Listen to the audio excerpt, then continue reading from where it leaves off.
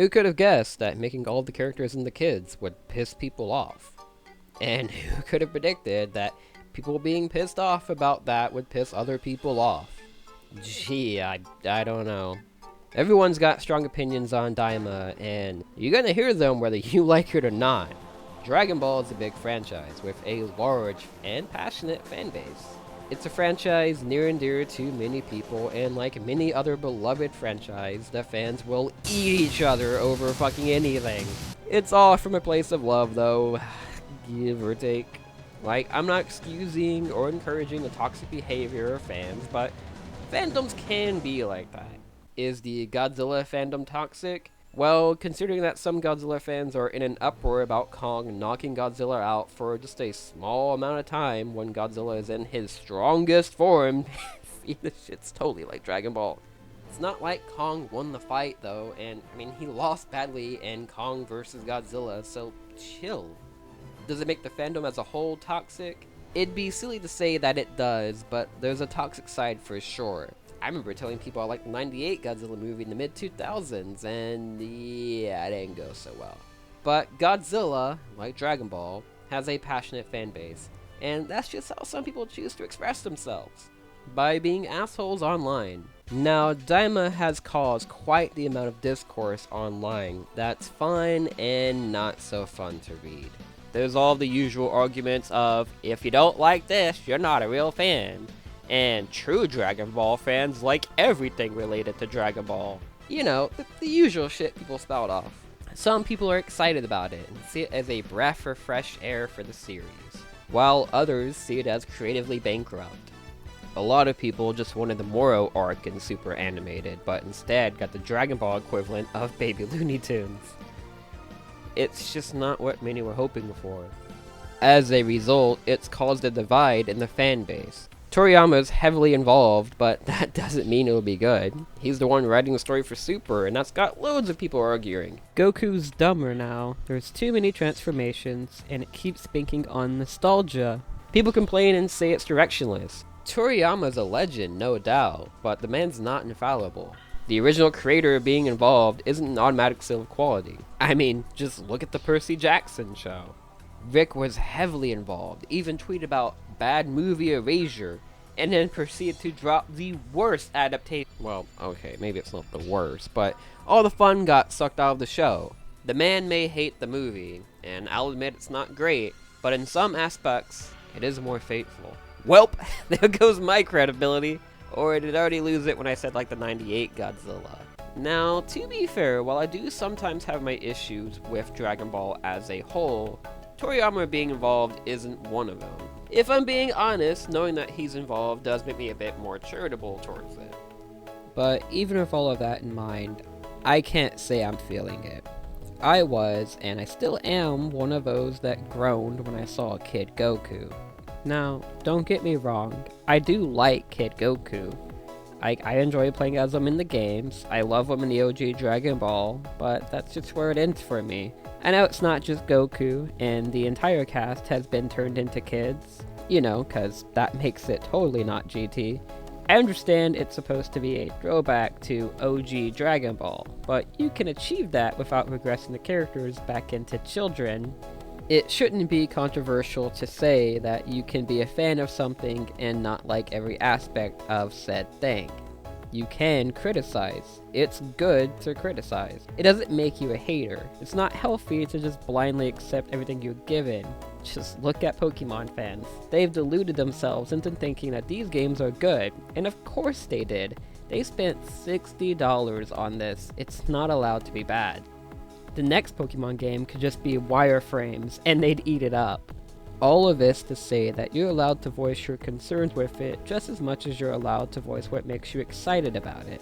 I know the internet has an all or nothing mindset when it comes to having an opinion, but you can like aspects of something you're not a fan of and vice versa.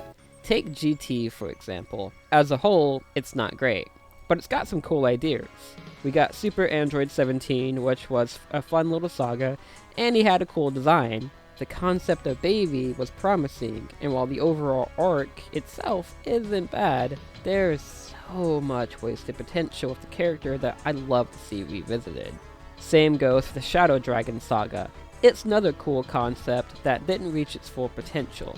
GT also gave us Super Saiyan 4, which is a really cool design because it's not just Super Saiyan with whatever color they chose that week. So while I'm skeptical about Daima, there are things about it that do look good. The animation looks incredible, and despite all of my bitching about them being turned into kids, this is the world of Dragon Ball. There's machines that come from capsules, prehistoric animals roaming around, talking animals that are anthropomorphic, the moon getting blown up twice, a dude who was stuck being a werewolf because of the first time the moon was destroyed, and let's not forget the Namekian dragon Purunga, who's just fucking ripped for why? But the main cast getting turned into kids is too much. I could see where some people think the idea is too silly or even creatively bankrupt.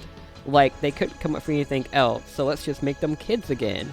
It worked for the Pilaf gang. It worked for Goku and G. No. I don't know. Is changing them all into kids really that bad? Is it really that far out for Dragon Ball?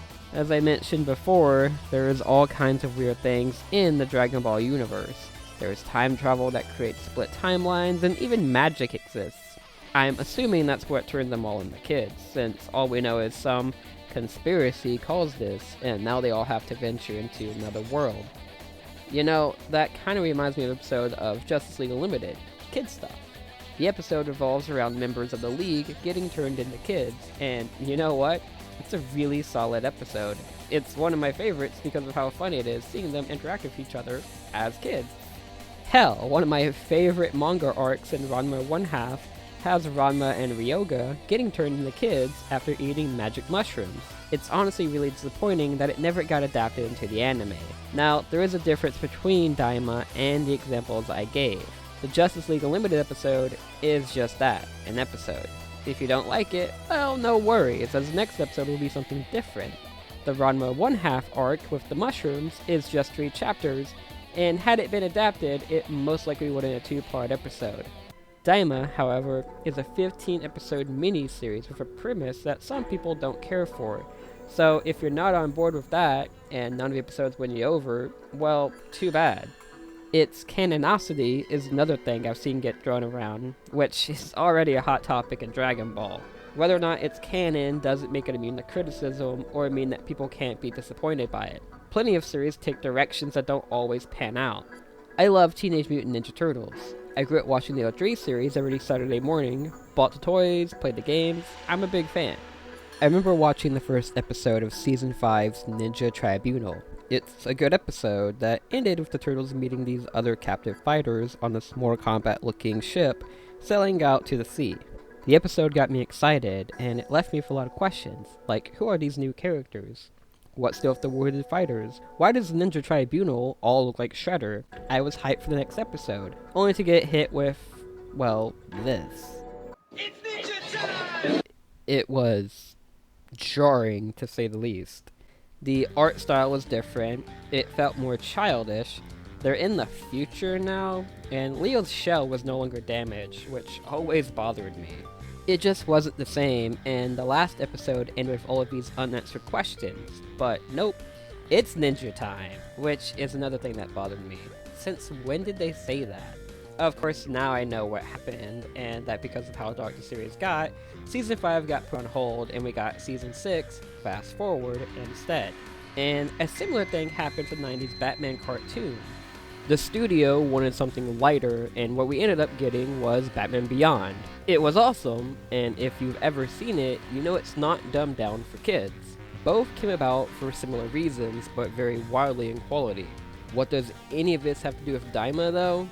Well, aside from the similarities of waiting for Super, only to get hit with Daima, much like how I was waiting for the next episode of Season 5, only to get smacked with Fast Forward, it means you shouldn't immediately write something off or blindly accept that it's going to be amazing just from its premise alone.